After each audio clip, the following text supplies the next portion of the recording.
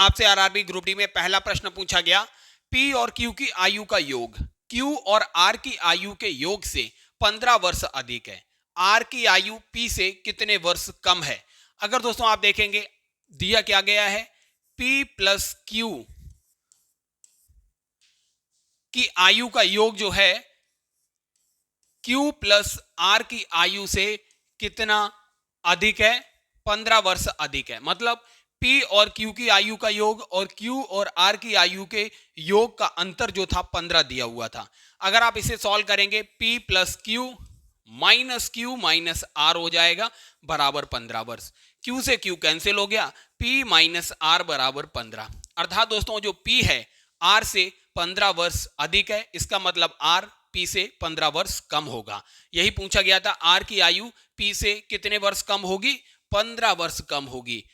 दूसरा ऑप्शन बिल्कुल करेक्ट हो गया। दोस्तों आपसे ये इजी सा क्वेश्चन पूछा गया, यदि x square plus 2x plus 9 बराबर x माइनस 2 गुणा x माइनस 3 है तो परिणामी समीकरण है। दोस्तों आपको इसे सॉल्व करने की जरूरत नहीं है, फिर भी हम आपको सॉल्व कराएंगे। सबसे पहले आप देख लीजिए, इन दोनों x का मल्टीप्लाई होगा तो इधर एक्स स्क्वायर वाला टर्म बन जाएगा जो इस एक्स स्क्वायर से कैंसिल हो जाएगा। इसका मतलब ये समीकरण द्विघात नहीं बचेगा। तो पहला ही ऑप्शन देखिए, द्विघात समीकरण नहीं है। दूसरा समीकरण था एक घन समीकरण है, घन समीकरण तो होगा ही नहीं क्योंकि x की पावर 3 कहीं से नहीं होगी। एक घन तो होगा ही नहीं। यहां तीसरा ऑप्शन है एक घन बहुपद है, तो घन तो है ही नहीं। एक द्विघात समीकरण दोस्तों पहले से ही खत्म हो गया। यहां एक्स स्क्वायर था, ये एक्स स्क्वायर कैंसिल हो जाएगा तो द्विघात नहीं बचेगा। आप डायरेक्टली इसे पहला ही ऑप्शन टिक करके आगे बढ़ सकते हैं, एक द्विघात समीकरण नहीं है। लेकिन अब इसे हम सॉल्व कर लेते हैं। थोड़ा देखिए, ये इस साइड दिया हुआ है, left hand side x square plus 2x plus 9 बराबर ये हो जाएगा x square minus 3x minus का 2x प्लस का 6। एक्स स्क्वायर से एक्स स्क्वायर कैंसिल तो ये इधर हो गया 2x प्लस 9, इधर हो गया माइनस का 5x प्लस 6। माइनस 5x इधर आएगा तो 5x और 2x 7x हो जाएगा, 6 इधर आएगा तो प्लस का 3 बचेगा बराबर 0। दोस्तों देखिए ये समीकरण बना 7x प्लस 3 बराबर 0। ना ये द्विघात समीकरण है ना ही घन समीकरण है, तो इसे आप इतनी आसानी से हल कर सकते थे। अगला प्रश्न दोस्तों आपसे ग्रुप डी में पूछा गया, यदि एक समबहुभुज के प्रत्येक अंतःकोण का माप 135 डिग्री है तो उस बहुभुज में भुजाओं की संख्या ज्ञात करना था आपको। दोस्तों एक चीज याद रखिए, जो अंतःकोण होता है, अंतःकोण की माप बराबर क्या होता है?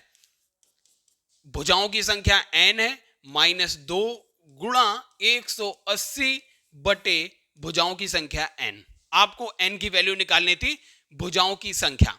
आपको अंतःकोण की माप दी हुई है 135 डिग्री है, भुजाओं की संख्या निकालनी है तो n माइनस 2 गुणा 180 बटे n।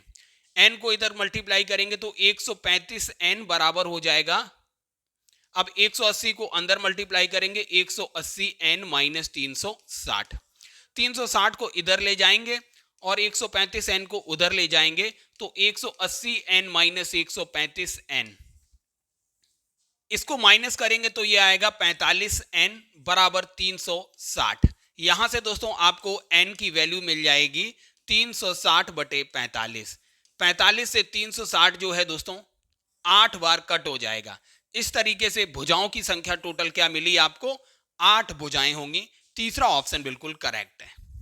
दोस्तों पावर के कॉन्सेप्ट से ये बेसिक सा क्वेश्चन आरआरबी ग्रुप डी में पूछा गया, निम्नलिखित का मान ज्ञात कीजिए 5 की पावर 3 गुणा 5 की पावर 4 गुणा 5 की पावर 2। तो याद रखिए जब भी दोस्तों ये आधार समान होता है तो घातें जो होती हैं गुणा में जुड़ जाती हैं। तो यहाँ देखिए आधार 5 है तीनों का, तो 5 की पावर क्या हो जाएगा? 3 प्लस 4 7 प्लस 2 9 हो जाएगा, तो 5 की पावर 9, अर्थात पहला ही ऑप्शन बिल्कुल करेक्ट हो जाएगा। अगला प्रश्न दोस्तों आपसे पूछा गया, यदि तीन संख्याओं का अनुपात 5:6:8 है और उनके वर्गों का योग 1250 है तो उन संख्याओं का गुणनफल आपको ज्ञात करना है। दोस्तों जो अनुपात दिया है इससे हमने मान लिया संख्याएं हैं 5x 6x और 8x। वर्ग का योग जो है 1250 है तो वर्ग कर दीजिए 25x square plus 36x square plus का 64x स्क्वायर बराबर है 1250। ये हो जाएगा 125x स्क्वायर बराबर 1250। तो 125 से 1250 10 बार जाएगा, एक्स स्क्वायर की वैल्यू 10 आ गई। तो x की वैल्यू यहां से √10 हो गई। अब दोस्तों क्या दिया गया है, तो उन संख्याओं का गुणनफल ज्ञात करना है, अर्थात इनका गुणनफल ज्ञात कर लीजिए। 5x गुणा 6x गुणा 8x, तो ये हो जाएगा 8 पंजे 40 और 40 छक्का हो जाएगा 240 x स्क्वायर गुणा x। 240 गुणा एक्स स्क्वायर की वैल्यू दोस्तों आपके पास है यहां पर 10 है, तो 10 रख दीजिए और x की वैल्यू यहां से √10 हो जाएगी, √10। तो ये हो गया दोस्तों 2400 √10। ये देखिए आपको चौथे ऑप्शन में दिया है 2400 √10, चौथा ऑप्शन बिल्कुल करेक्ट है। अगला प्रश्न दोस्तों आपसे पूछा गया, किसी रियायती बिक्री में 10,490 अंकित मूल्य वाली एक साड़ी अब 9,441 में बेची जाती है, तो साड़ी पर कितने प्रतिशत की छूट होगी। तो छूट प्रतिशत दोस्तों निकालने के लिए आप याद रखिए, छूट कितनी मिल रही है दोस्तों, जो उसका अंकित मूल्य है 10,490 माइनस जितना बिक्री मूल्य है 9,441 अपॉन छूट दोस्तों हमेशा अंकित मूल्य पे दी जाती है, तो याद रखिए 10,490 जो हो जाएगा ये अंकित मूल्य है, तो नीचे अंकित मूल्य आएगा, गुणा हो जाएगा 100। इसे हल करेंगे तो आपको छूट प्रतिशत मिल जाएगा। ये हो गया दोस्तों 1049 बटे 10,490 गुणा 100। अगर दोस्तों आप देखेंगे 1049 धाम जो होता है 10,490 हो जाएगा, जीरो से जीरो कैंसिल हो गया, तो छूट प्रतिशत आपको यहां से मिल गई 10% की छूट दी गई, अर्थात दोस्तों दूसरा ऑप्शन बिल्कुल करेक्ट हो गया। अगला प्रश्न दोस्तों डिविजिबिलिटी से पूछा गया, यदि x और y संख्या 115xy के दो अंक हैं कि यह संख्या 90 से विभाज्य है, तो x प्लस y का मान ज्ञात कीजिए। दोस्तों अगर कोई संख्या 90 से विभाज्य है, इसका मतलब वह संख्या 9 से भी विभाज्य होगी। अगर दोस्तों कोई भी संख्या 9 से विभाज्य है, इसका मतलब उसके अंकों का योग भी 9 से विभाजित होगा, ये याद रखिए, विभाजिता में हम आपको बता चुके हैं। तो ये संख्या है 115xy, आप इसके अंकों को जोड़िए, 1 और 1 2, 2 और 5 7 हो जाएगा। 7 प्लस x प्लस y जो है ये 9 से विभाजित होना चाहिए, तब यह संख्या जो होगी 9 से विभाजित मानी जाएगी। तो आप देखिए x प्लस y का मान इनमें से क्या रखेंगे, जो 9 से विभाजित होने वाला अंक मिल जाए। साथ में अगर दोस्तों यहां पर अगर 3 रखा जाएगा तो 10 मिलेगा, जो 9 से विभाजित नहीं होता है। अगर साथ में 6 जोड़ेंगे तो आपको 13 मिलेगा, ये भी 9 से विभाजित नहीं होता है। साथ में अगर आप 5 जोड़ेंगे तो 12 मिलेगा, 9 से विभाजित नहीं होता है। लेकिन दोस्तों इसका जो चौथा ऑप्शन है, साथ में अगर आप दोस्तों 2 जोड़ेंगे तो ये 9 मिलेगा, जो 9 से विभाजित होता है। इसका मतलब दोस्तों x प्लस वाई की वैल्यू 2 आएगी, चौथा ऑप्शन बिल्कुल करेक्ट हो जाएगा। दोस्तों अगला प्रश्न है आपसे, समीकरण x square minus 12x plus के बराबर 0 के मूलों में से एक मूल दिया हुआ है 3, तो दूसरा मूल ज्ञात करना है। दोस्तों सबसे पहले आप k की वैल्यू निकालिए, x की जगह 3 रखेंगे तो क्या आएगा, 3 त्रिका 9 माइनस 12 तियो 36 हो जाएगा, प्लस का k बराबर 0, माइनस का 36 प्लस का 9 जो है माइनस का 27 हो जाएगा। k की वैल्यू यहां से दोस्तों निकल के आ गई 27। अब दोस्तों मूलों का योगफल क्या होता है, माइनस b मतलब जो x का गुणांक है माइनस का 12 है, अपॉन a मतलब जो x स्क्वायर का गुणांक है 1, तो ये आएगा 12। अब एक मूल आपको दिया हुआ है 3, तो अल्फा की जगह 3 रखिए, प्लस दूसरा मूल आपको इजीली मिल जाएगा, बीटा की वैल्यू यहां से 9 निकल के आएगी। इसका मतलब दूसरा मूल जो है दोस्तों वो 9 होगा, दूसरा ऑप्शन करेक्ट है। अगला प्रश्न दोस्तों आपसे पूछा गया, यदि a और b समीकरण x square plus x minus 2 बराबर 0 के मूल हैं, तो x के पदों में वह द्विघात समीकरण ज्ञात कीजिए जिसके मूल 1/a प्लस 1/b और ab हैं। तो दोस्तों द्विघात समीकरण क्या होता है, एक्स स्क्वायर माइनस मूलों का योगफल, मूल क्या है 1/a प्लस 1/b और ab, तो इनका योगफल हो जाएगा 1/a प्लस 1/b प्लस का ab गुणा x, प्लस का मूलों का गुणनफल, मूलों का गुणनफल क्या हो जाएगा, इन दोनों का गुणनफल हो जाएगा 1/a प्लस 1/b गुणा ab बराबर 0। अब दोस्तों a प्लस b की वैल्यू यहां से निकालिए, मूलों का योग क्या होता है, मूलों का योग होता है माइनस b अपॉन a, तो 1 हो जाएगा, और मूलों का गुणनफल होता है c अपॉन a, तो माइनस का 2। अब इस समीकरण में a प्लस b की जगह -1 और ab की जगह -2 रखना है।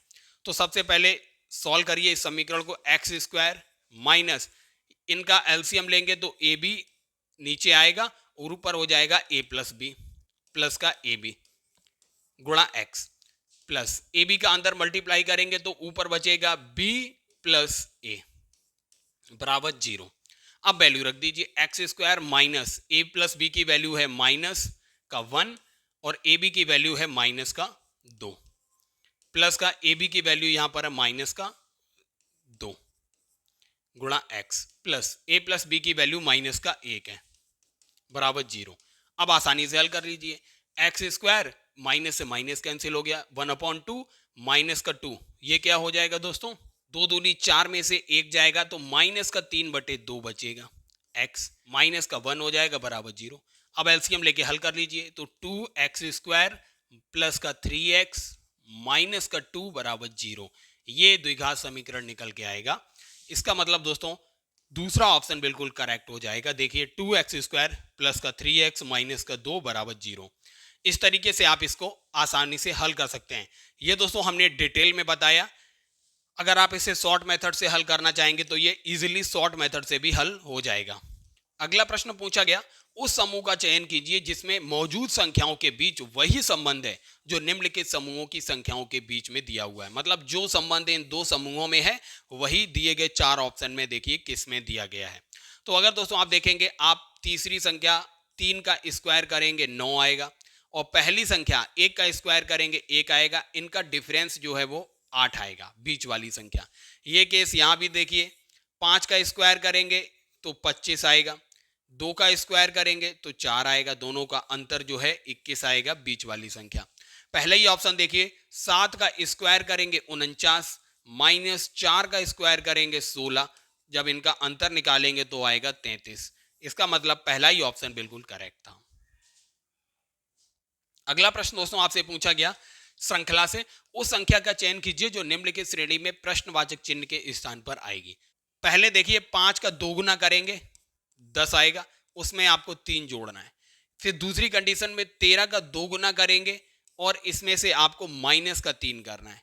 सेम आगे यही प्रोसेस लगाइए, 23 का 2 गुना कीजिए और इसमें प्लस का 3 कर दिए, 46 प्लस 3 49 हो जाएगा। अब यहां पर 49 का 2 गुना करके माइनस का 3 करना था, 49 दूनी 98 में से 3 जाएंगे तो प्रश्नवाचक चिन्ह की जगह 95 आना था, 95। दूसरा ऑप्शन बिल्कुल करेक्ट हो जाएगा। दोस्तों अगला प्रश्न आपसे पूछा गया, सह अभाज्य संख्याओं के किसी भी समूह का महत्तम समापवर्तक हमेशा क्या होता है। सह अभाज्य संख्याएं दोस्तों वे होती हैं जो आपस में एक दूसरे के लिए अभाज्य होती हैं, मतलब वे एक दूसरे से विभाजित नहीं होती हैं। जैसे 3,5, देखिए 3 5 को विभाजित नहीं करता है, इसका मतलब ये सह अभाज्य संख्याएं हैं। ऐसे ही आप देखेंगे 13,15 सह अभाज्य संख्याएं हैं, 13 15 को डिवाइड नहीं करेगी, 15 13 को नहीं करेगी। तो ऐसी संख्याएं सह अभाज्य होती हैं और इनका जो HCF होता है, हाईएस्ट कॉमन फैक्टर, हमेशा 1 होता है, याद रखिए। पहला ही ऑप्शन बिल्कुल करेक्ट होगा। दोस्तों आपसे दशमलव से संबंधित ये basic question RRB group D में पूछा गया, 0.0486 डिवाइड बाई 0.002। आप दोस्तों देखेंगे दशमलव के बाद यहाँ 4 अंक हैं, यहाँ पर 3 अंक हैं, तो यहाँ भी 4 कर लीजिए। अगर आप दशमलव से दशमलव हटाएंगे तो क्या हो जाएगा, 486/20 हो जाएगा। आप इसे हल करेंगे 24.3, आपको आंसर मिल जाएगा। पहला ही ऑप्शन करेक्ट है। अगला प्रश्न दोस्तों फिर श्रृंखला से आपसे पूछा गया, उस संख्या का चयन कीजिए जो निम्नलिखित श्रेणी में प्रश्नवाचक चिन्ह के स्थान पर आएगी। अगर दोस्तों आप देखेंगे ये श्रृंखला कैसे आगे बढ़ रही है, आइए 0 में सबसे पहले प्लस का 2 करिए तो 2 आ गया, 2 में आप प्लस का 4 करेंगे तो 6 आएगा, 6 में आप प्लस का 6 करेंगे तो 12 आएगा, 12 में प्लस का 8 करेंगे तो 20 आएगा। अब यहाँ 20 में अगर आप प्लस का 10 करेंगे तो 30 आना चाहिए। मतलब आप देखिए 2 के गैप से लगातार संख्याएं बढ़ रही हैं। यहाँ देखिए 2 ऐड किया, फिर 4 ऐड किया, 4 के बाद 6 ऐड किया, 6 के बाद 8 किया, 8 के बाद 10। तो इस तरीके से प्रश्नवाचक चिन्ह की जगह 30 आएगा। पहला ऑप्शन बिल्कुल करेक्ट होगा।